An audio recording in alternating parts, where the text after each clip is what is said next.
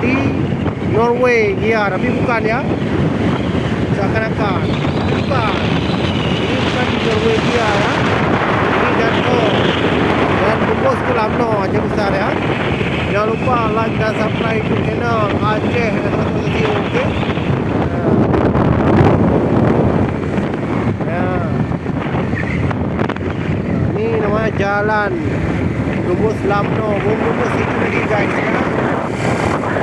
Jika ada masalah-masalah dengan wanita, stres yang berkepanjangan, datang kemari melihat kuasa Allah. InsyaAllah kita akan bahagia melihat pemandangan alam yang ini.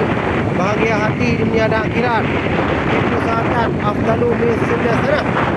Fikir olehmu kepada Allah, maka akan kita 70%.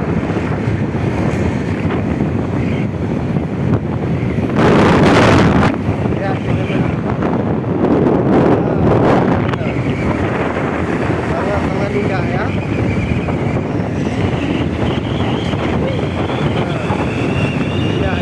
Indah. Subhanallah.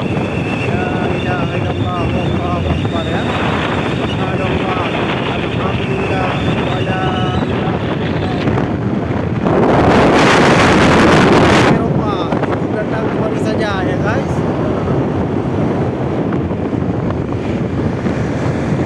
Datang kemari saja.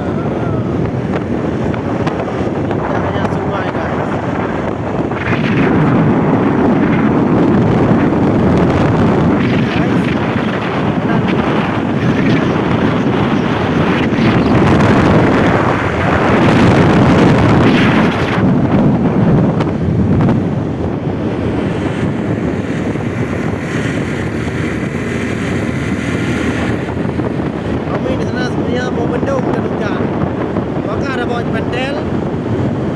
Apa pentel? Guys, indah sekali guys.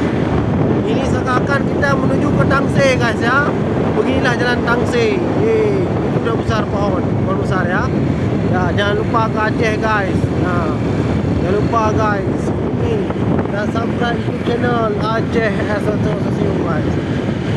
Pohon ribuan tahun guys ya, besar sangat ya guys.